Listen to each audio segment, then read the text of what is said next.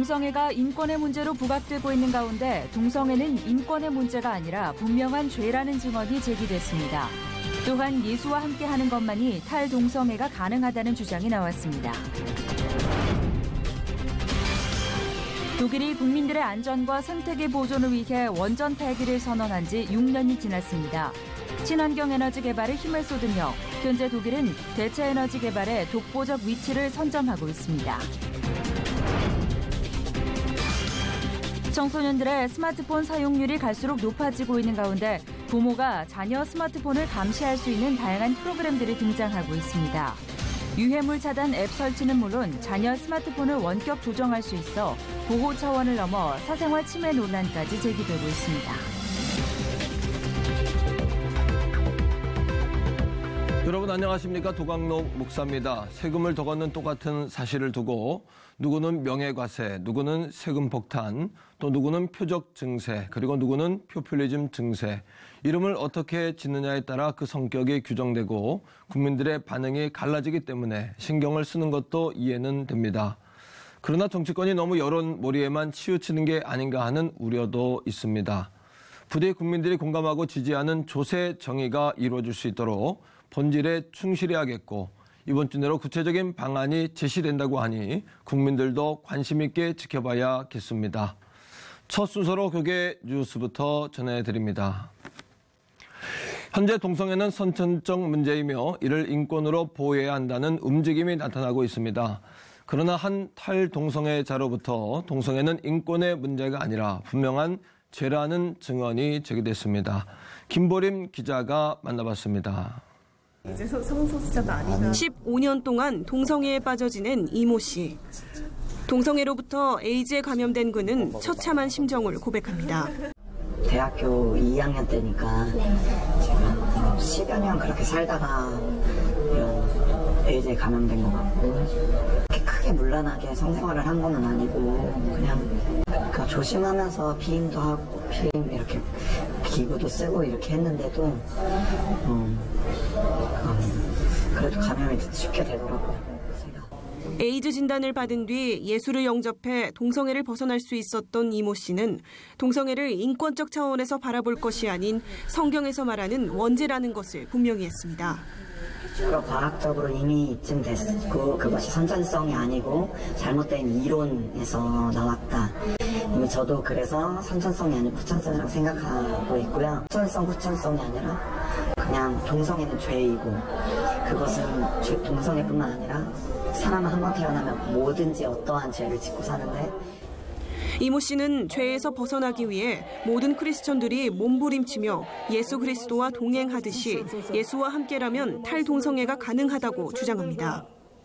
복음을 만나야지 그 사람이 그거를 깨닫고 그것에서 벗어날 수 있다고 생각하고 진짜 탈동성애 한 것이 가장 감사한데 그리고 결혼을 한 것도 아이를 주신 것도 그게 가장 감사한 것 같아요. 그리고 제 지어진 목적대로 제가 살고 있는 거 그게 제일 감사하고 이어 탈동성애를 진심으로 원한다면 날마다 예수 그리스도의 이름으로 목숨을 바쳐 빠져나오도록 노력해야 한다고 권면했습니다. 적당히 생각하면서 탈동성애 하려면 정말 그건 어려운 것 같아요. 그래서 정말 목숨 걸고 그 의인은 7번 넘어져도 다시 일어나는 게 의인이라고 그러는데 안 넘어지는 게 아니라 거기서 많이 힘들어하는 것 같아요. 넘어졌다고. 넘어져도 다시 일어나라. 이렇게. 서울광장에서 개최되는 성소수자들의 축제와 차별금지법 제정 등으로 교계와 시민단체의 충돌과 대립이 이어지며 동성애가 사회적 문제로 떠오르고 있는 가운데 크리스천은 성소수자들을 사랑하되 바른 길로 인도해야 한다는 책임이 요구되고 있습니다. C채널 뉴스 김보림입니다. 이어서 그 밖에 교계 소식 전해드립니다. 한반도의 화해와 평화의 분위기를 만들기 위해서는 민간 주도의 상호 협력을 통해 한민족의 동질성을 회복해야 한다는 주장이 제기됐습니다.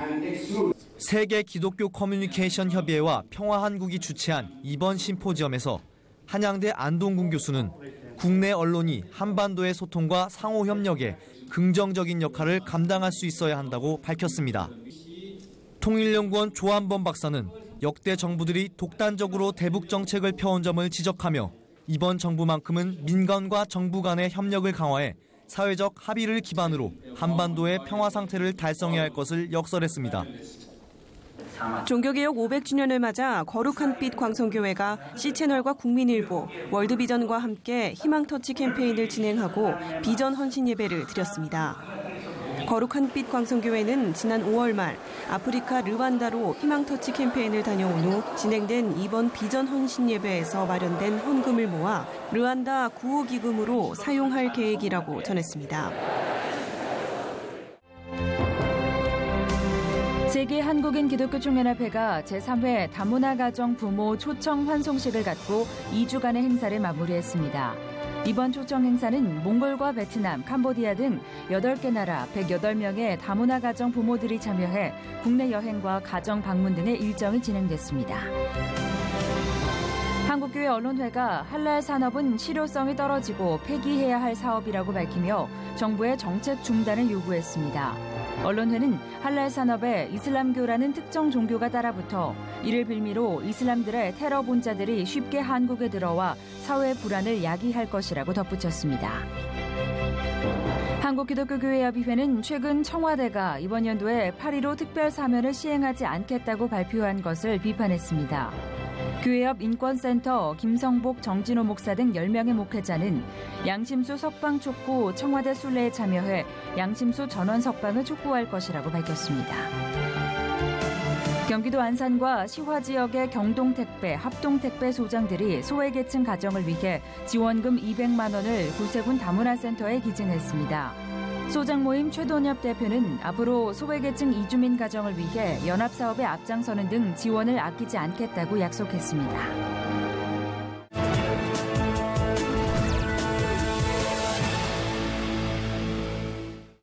이번에는 나라 밖 소식입니다. 세계 최대의 난민 수용소가 있는 곳이 아프리카 케냐라는 것을 아는 사람은 아마 드물 것 같습니다.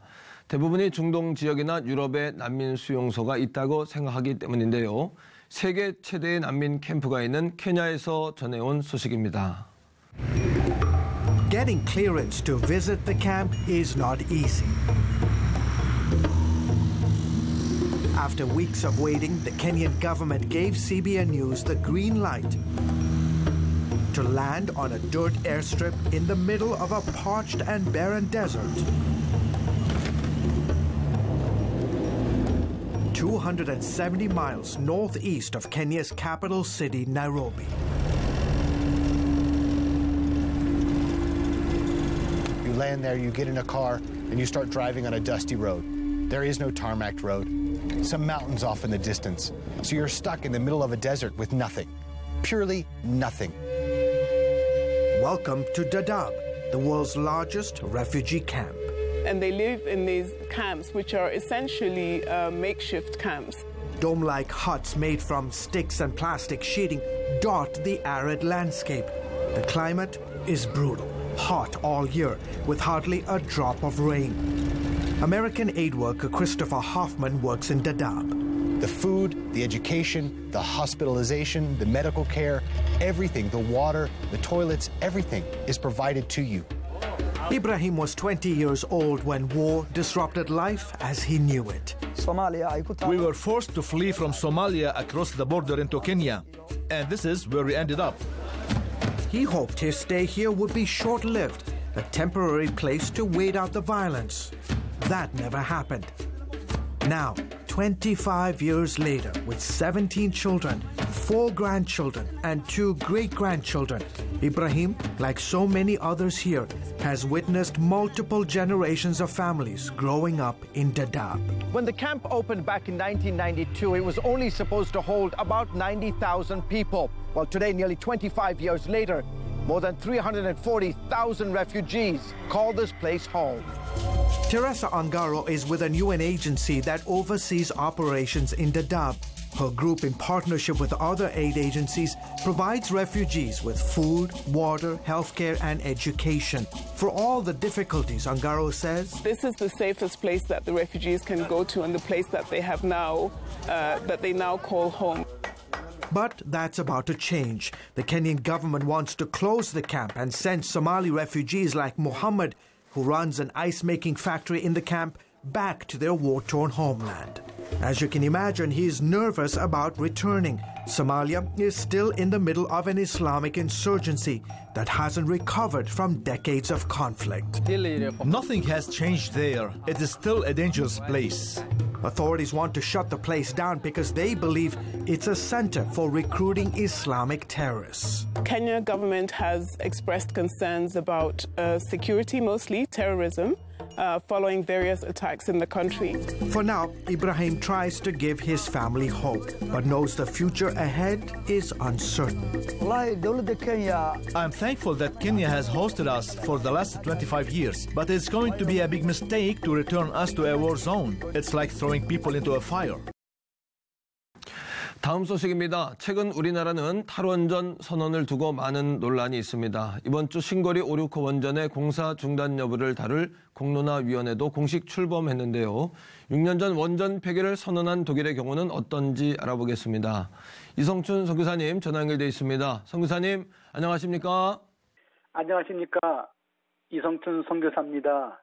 네, 반갑습니다. 사실 원전 문제를 몇 가지 질문으로 그 내용을 다루기는 쉽지 않은 걸 잘 알고 있습니다. 그러나 현재 한국에서 논란이 되고 있는 원전 문제에 대해 이미 폐기 선언을 한 국가들은 어떤 과정을 겪고 있는지 궁금한데요. 독일은 원전 폐기를 선언한 지 6년이 지났지요? 그렇습니다. 지난 2011년에 원자력 발전소가 없는 독일을 만들겠다고 독일 정부가 선언하면서 8기는 즉시 폐기하고 나머지 9기는 2022년까지 점차적으로 폐기하도록 법적으로 결의하고 진행하고 있습니다. 놀라운 일은 6년 전에 에너지 정책 방향을 한순간에 급선회하여 바꾼다는 것이 의견 일치를 이룬 일과 기존의 원자력 발전소의 폐쇄와 새로운 에너지 개발 등의 사회적 비용의 부담이 되는 큰 일임에도 불구하고 정부와 연방의회, 상원, 국민, 기업 등이 함께 한 방향으로 나가게 된 것입니다. 당시의 대다수의 독일 국민들은 국가 에너지 정책의 변화에 지지하여 주었습니다. 네, 사실 독일하면 경제 대국이자 제조업 강국 아니겠습니까? 이런 국가에서 에너지 문제는 무엇보다 중요할 것 같은데 그럼에도 불구하고 원전 폐기를 선언한 이유는 분명히 있을 것 같습니다. 그렇습니다. 원전 폐기를 선언한 분명한 이유가 있습니다. 그것은 일본 후쿠시마에서 발생한 원자력 발전소의 재난 사고와 그 영향력에 대한 정확한 정보와 그 폐해를 알았기 때문입니다. 중요한 것은 일본 같은 고도의 기술 선진국에서도 방사능 노출을 기술적으로 막아내지 못했는데 독일에서도 역시 재난과 사고로 인한 원자력 발전소의 방사능 노출로부터 국민들의 생명과 안전을 지키지 못한다는 사실을 인정한 것입니다. 또 한 가지는 대체에너지, 친환경적 에너지 개발을 꾸준히 진행해온 선구자적인 개발자의 역할을 가속화하여 독보적인 이치를 선점해 가려는 정책이기도 합니다. 원자력 발전소의 폐쇄와 새로운 대체에너지 개발은 사회 비용도 많이 들지만 새로운 전문 분야와 영역의 일자리 창출이라는 미래 투자가 되는 것입니다. 이런 구조 속에서 프랑스, 영국 등에서도 미래 에너지 개발과 기술 보유의 후발주로 지쳐지지 않으려고 정책 전환을 하고 있습니다. 원자력 에너지를 수출하여 경제 이익을 얻고 있는 프랑스도 원자력 발전소 폐쇄에 동참하는 변화를 이루어가고 있습니다. 네, 한국에서 원전 문제는 큰 사회적 이슈인데요. 선진국 사례들을 학습하는 것이 무엇보다 지금으로서는 가장 좋은 교과서가 되지 않을까 싶습니다. 어떻습니까, 송 기사님? 예, 그런 것 같습니다. 친환경 에너지를 개발하는 것이 앞으로의 가장 우선하는 정책이 되어야 하고 자연환경을 보존하는 데 일조할 것입니다. 원자력 에너지는 친환경적일 수 있고 값싸게 다양으로 생산해낼 수 있지만 장기적으로는 큰 재앙을 키워가는 것입니다. 원자력 발전소 폐쇄에 따른 기존의 기업들의 경제적 손상들이 있는 것은 사실입니다. 새로운 에너지 개발에 많은 비용을 투자해야 하는 일이 있기 때문입니다. 그러나 국가와 기업이 단기적인 관점이 아니고 장기적인 관점에서 사회에 미치는 장점과 유익을 위해서 당장 눈앞에 있는 손익에 민감해서는 안 될 것입니다. 독일 국민은 이런 면에서 정부의 정책을 적극적으로 지지하고 있습니다. 유럽에서의 테러가 빈번하게 이루어지면서 원자력 발전소를 향한 테러의 가능성도 높아지고 있는데 원자력 폐쇄는 국민의 안전을 위해서도 반드시 이루어져야 하는 것으로 받아들여지고 있습니다. 또한 생태계 파괴, 기후변화로 인해 일상적인 삶의 큰 변화들을 경험하고 있습니다. 그래서 자연을 보호하고 지켜가는 일들이 또 그런 연구들이 끊임없이 이루어지면서 우리 기독교인들도 함께 동참하고 이 땅에서의 하나님 나라의 실현과 생태계 보존을 지켜가야 합니다. 네, 무엇보다 환경을 생각하지 않을 수 없는데요. 하나님께서 다스리라 명하시니 자연 생태계를 덜 훼손하고 지킬 수 있는 방향으로 논의가 이루어질 수 있도록 관심을 갖고 기도해야겠습니다. 성교사님 말씀 감사합니다. 예, 감사합니다.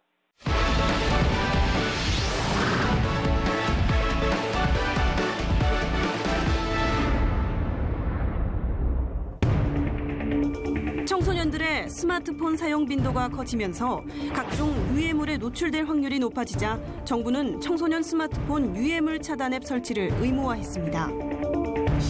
이를 두고 청소년을 위한 적절한 보호라는 의견과 사생활 침해라는 주장이 엇갈리고 있는데요. 자녀의 스마트폰 간섭, 어디까지 가능할지 하나님의 법, 세상의 법에서 알아봅니다. 하나님의 법, 세상의 법, 이태희 변호사님 나오셨습니다. 변호사님 안녕하십니까? 네, 안녕하세요, 목사님. 네. 네.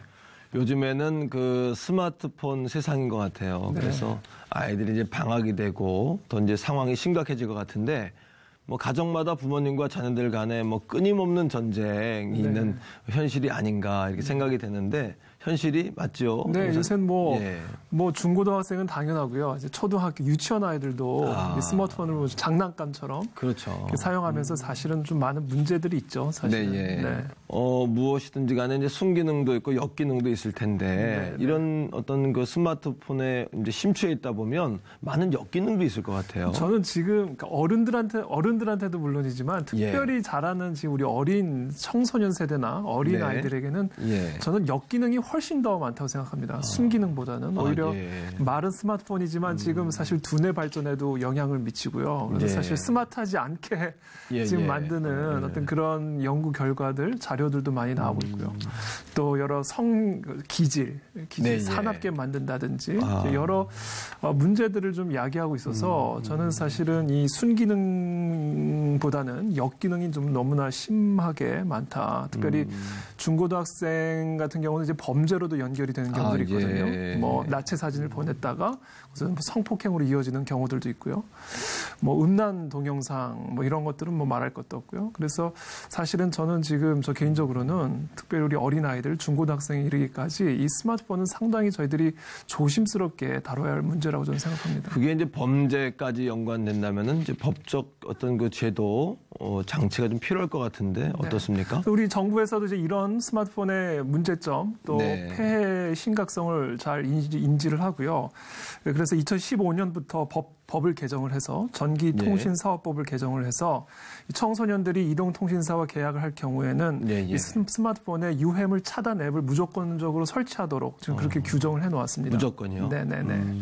그래서 이런 식으로 지금 법 개정을 통해서 청소년들이 이 스마트폰을 통해서 받을 수 있는 이런 유해한 이런 것들로부터 좀 차단하기 위한 법적인 노력들이 지금 이루어지고 있는 거죠. 네. 어떤 뭐 개인의 자율권을 뭐 좀 제재하는 거 아니냐 뭐 이런 이야기도 있을 것 같은데요. 근데 이제 그런 논의는 항상 있죠. 소위 뭐 인권 운동한다는 분들 그렇죠. 항상 이제 그런 이야기들을 하는데 저는 학부모의 입장에서 뭐 다른 어떤 변호사나 목사의 입장이 아니라 정말 그냥 순전한 학부모의 입장에서 저는 이것은 어떤 권리의 문제로 접근한 문제는 아직은 아니라고 생각합니다. 특히 우리 청소년 아이들은 네. 권리를 배우기보다는 일단은 좀 의무와 책임, 그래도 안전한 울타리 속에서 네. 보호를 받아야 할 때라고 저는 생각을 하기 때문에 근데 말씀하신 것처럼 이것을 무조건 제도적으로 법적으로만 그렇죠.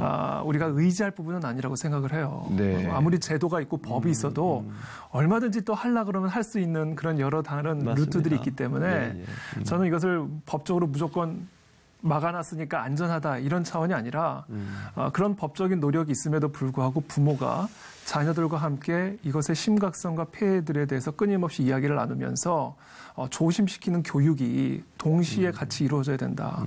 그리고 무엇보다도 사실은 뭐 카페나 이런 음식점을 가면 부모님들도 다 사실은 스마트폰을 보고 맞습니다. 있단 말이에요. 그러니까 아이들이 사실 어떻게 보면 그거 보고 하는 건데 부모랑 얘기를 하려는데 부모도 스마트폰을 보니까 자기들도 스마트폰을 보는 거죠.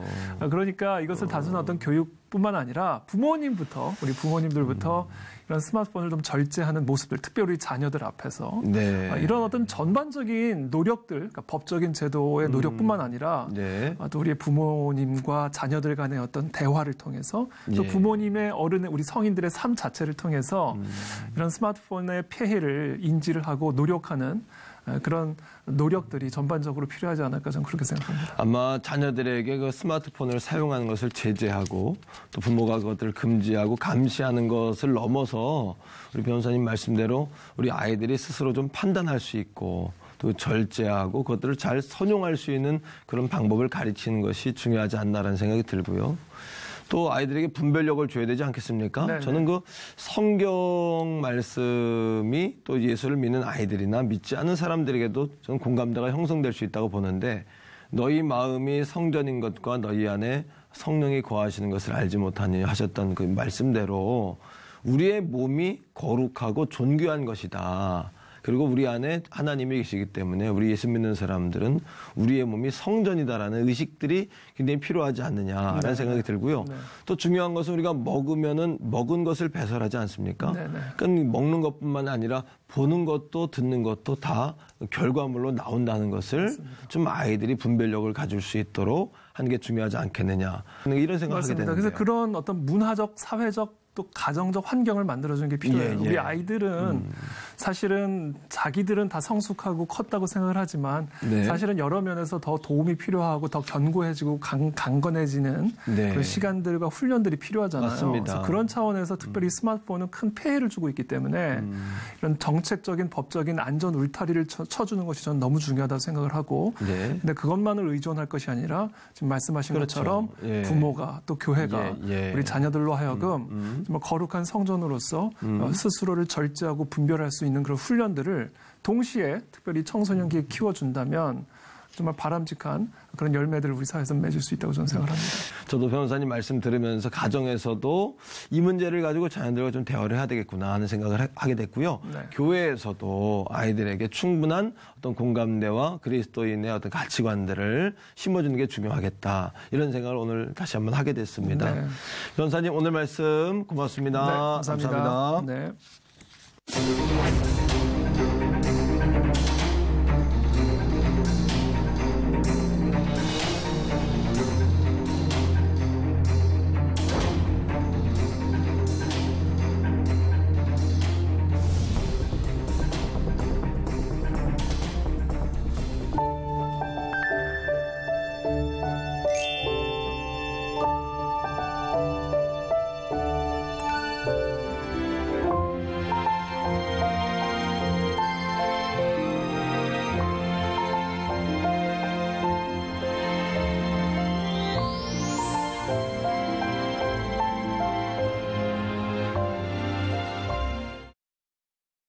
한국인 평균 수면 시간이 OECD 국가 중에서 최하위라고 합니다. 열대야 때문에 요즘 더 못 주무시는 분들이 많으실 텐데요. 숙면을 위해서는 규칙적인 시간 관리가 최선이라고 하니까요. 매일의 생활도 좀 점검해 봐야겠습니다. 시청을 메워준 굿데이는 시청자 여러분과 함께하는 방송입니다. 좋은 의견 있으시면 아래 전화번호와 이메일로 연락 주시고요. 인터넷을 통해서도 방송을 다시 보실 수 있습니다. 오늘 순서는 여기까지입니다. 시청해주신 여러분 고맙습니다.